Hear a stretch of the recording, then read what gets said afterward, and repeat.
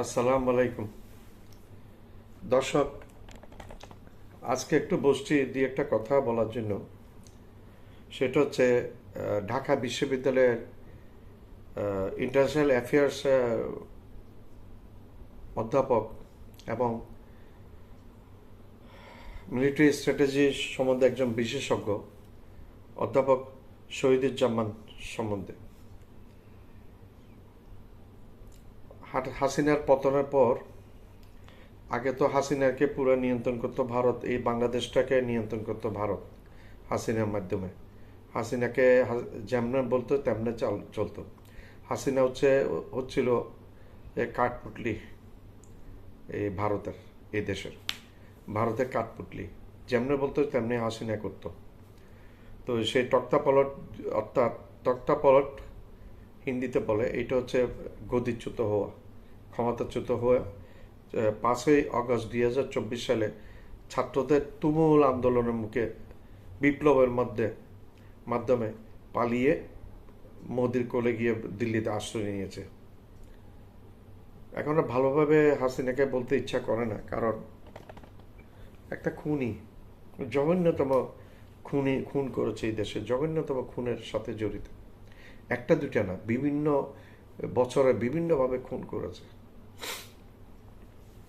তো এই শহীদুজ্জামান স্যারের কথা আমি বলছি। আমি প্রথম থেকে যখন উনাকে দেখছি, ব্যক্তিগতভাবে আমার সাথে ওনার তেমন কোনো পরিচয় নাই, কিন্তু আমি ইউটিউবে এবং বিভিন্ন সংবাদে, বিদেশি বিভিন্ন চ্যানেলের সাথে যে উনি সাক্ষাৎকারগুলো দেন, আমি তন্ময় হয়ে শুনি। একটা প্রাজ্ঞ, একজন বিজ্ঞ, একজন অধ্যাপক ব্যক্তি, খুব ধীরে ধীরে কথা বলেন এবং লজিক্যাল কথাবার্তাগুলো বলেন। কথার মধ্যে যথেষ্ট লজিক থাকে, যথেষ্ট যুক্তি থাকে, এবং ওই কথাগুলোর মধ্যে যুক্তি ছাড়া কোনো কথা উনি তেমন বলতে আমি দেখিনি। যখন হাসিনা চলে যাওয়ার পরে সম্ভবত 8ই আগস্ট ডক্টর মোহাম্মদ ইউনূসের দায়িত্ব গ্রহণ করেছেন, এরপর থেকে ভারত খুব বিমাতা সুলভ আচরণ শুরু করেছে, এখন অবধি চলছে। ভারত জীবনেও পারবে না বাংলাদেশের সাথে কোনো কিছু করে। গত 2-3 দিন আগে আবার ভারত একটা জারি করেছে, নিষেধাজ্ঞা দিয়েছে যে বাংলাদেশের কোনো পণ্য আগে ভারতের বিমানবন্দর, স্থলবন্দর, বিমানবন্দর এগুলি ব্যবহার করতো, নৌবন্দর, বিমানবন্দর এগুলি ব্যবহার করতো। এখন সেটা করতে পারবে না। তো সেটা পরে ভারত আরো করে যাবে। ভারত এই দেশের বিপক্ষে ভারত কাজ করে যাবে। আমি আমার আগের ভিডিওগুলো তো বলেছি যে ভারত, পাকিস্তান আমল থাকতে আমাদের সাথে বন্ধু ভারত ছিল না। বাংলাদেশ স্বাধীন হওয়ার পর থেকে আজ অব্দি আমাদের বন্ধু ভারত না, আমাদের দুশ্মন। বাংলাদেশের যদি প্রধানতম কেউ কোনো একটা দুশ্মন থাকে সেটা হচ্ছে ভারত। তারপর আগামী দিন যেটা আসবে সেটা তো বাংলাদেশের প্রধান যদি কেউ শত্রু থাকে সেটা হচ্ছে এই ভারত। আজকে এই ভারতের সাথে কোনো প্রতিবেশী কোনো দেশের সাথে সম্পর্ক নেই। ভারত আজকে বিচ্ছিন্ন, সম্পর্কহীন, বন্ধুহীন একটা অকার্যকর রাষ্ট্রে পরিণত হয়েছে, একটা সাম্প্রদায়িক রাষ্ট্রে পরিণত হয়েছে, একটা মুসলিম বিদ্বেষী রাষ্ট্রে পরিণত হয়েছে, একটা খুনি রাষ্ট্রে পরিণত হয়েছে। তো যেটা বলছিলাম আমি, অধ্যাপক শহীদুজ্জামান, তখন ভারত আমাদের সীমান্তে হামলা দিচ্ছে, ভারত ঠেট দিচ্ছে অনেক বেশি। তবে আমরা প্রথম ডক্টর ইউনূস সাহেব ক্ষমতা নেওয়ার আগে উনি তখন প্যারিস থেকে আসছিলেন, ওই সময় ওনাকে জিজ্ঞাসা করা হয়েছিল ভারত বাংলাদেশের অস্থিতিশীলতার ব্যাপারে। তখন উনি ক্ষমতা নেন নাই। উনি তখনই দৃঢ়চিত্তে বলেছিলেন যে বাংলাদেশকে অস্থিতিশীল করে ভারত, তাহলে ভারতের 7 সিস্টার অস্থিতিশীল হয়ে যাবে, পশ্চিমবঙ্গ অস্থিতিশীল হয়ে, বিহার অস্থিতিশীল হয়ে, দিল্লি পর্যন্ত অস্থিতিশীলতার ঢেউ চলে যাবে। নির্দ্বিধায় বাংলাদেশের মধ্যে আজ পর্যন্ত কোনো নেতা এভাবে বলতে পারেনি। আমরা আরেকজন নেতাকে পেয়েছিলাম, জিও রহমান সাহেব, কিন্তু উনি লেফটেন্যান্ট জেনারেল জিও রহমান, উনি কিন্তু দীর্ঘদিন থাকতে পারেন, ওনাকে মেরে ফেলেছিল ভারতের এই 3.5 বছর মতো উনি ক্ষমতায় ছিলেন। এরপর আমরা পেয়েছি ডক্টর মোহাম্মদ ইউনূস সাহেবকে। ডক্টর মোহাম্মদ ইউনূস সাহেব সম্বন্ধে আমি একটা ভিডিও বানাবো, এটা পরে বলবো। আমি এখন প্রফেসর শহীদুজ্জামান সম্বন্ধে কিছু কথা বলছি। তো যখন এই অবস্থা, আমরা প্রচণ্ড চাপের দিকে, আমাদের ভিসা বন্ধ করে দিয়েছে, ভারত যাওয়া বন্ধ করে দিয়েছে, হঠাৎ করে একটা আমরা প্রচণ্ড চাপের মধ্যে পড়ে গেছি। কিন্তু ডক্টর মোহাম্মদ ইউনূস সাহেবের দৃঢ়চিত্ত মনোভাব এবং ইন্টারন্যাশনাল রাজনীতি, আন্তর্জাতিক মানুষদের নিয়ে উনি যে গ্লোবাল একজন প্লেয়ার, সেই ওনার অভিজ্ঞতার কারণে আমরা এখনও টিকে আছি। উপরে আল্লাহ আমাদেরকে টিকিয়ে রেখেছেন। তো যেটা আমি বলছি সেটা হচ্ছে, অধ্যাপক শহীদুজ্জামান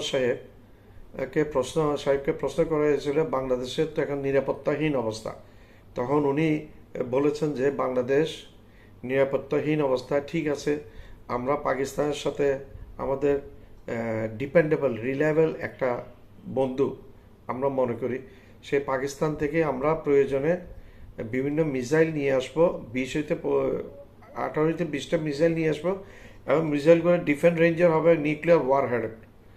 আমরা যদি মিসাইলগুলোর সাথে যদি পারমাণবিক বোমা স্থাপন করে বাংলাদেশের প্রতি সীমান্তে বসিয়ে দিতে পারি, তখন ভারত ঠান্ডা হয়ে যাবে। তখন এই প্রফেসর শহীদুজ্জামান সাহেবের এই কথা নিয়ে ভারতের তোলপাড় সৃষ্টি হয়ে গেছে।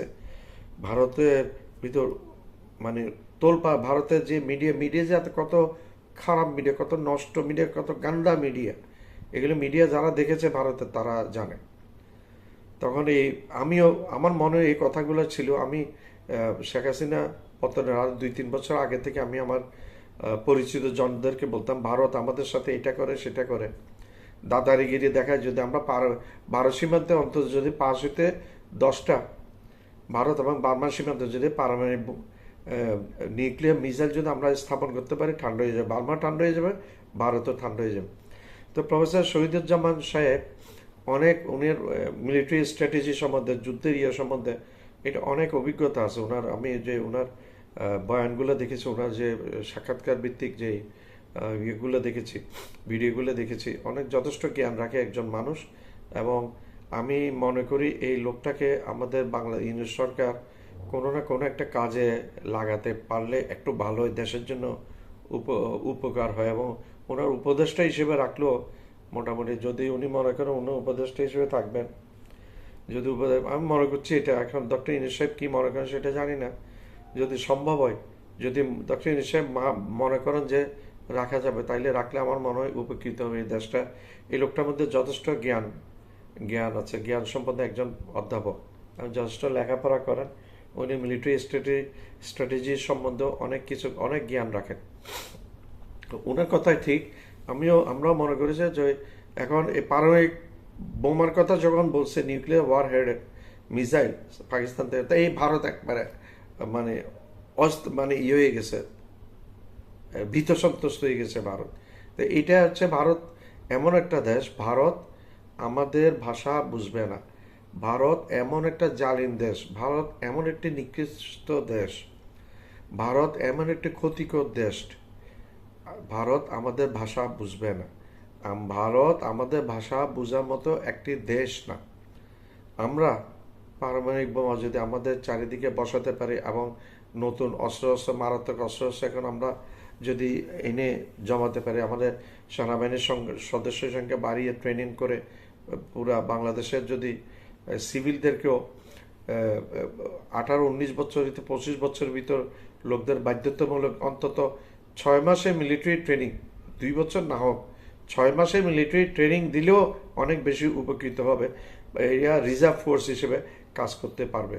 তো আমরা প্রফেসর শহীদুজ্জামান সাহেব আরও উত্তর উনি বিভিন্ন মতামতগুলো উনি দিবেন, এবং আমরা শুনবো। আমরাও ওনার মতামত থেকে শুনে বাংলাদেশও, এই দেশটাও ওনার মতামত শুনে অনেক বেশি উপকৃত হবেন বলে আমি মনে করি।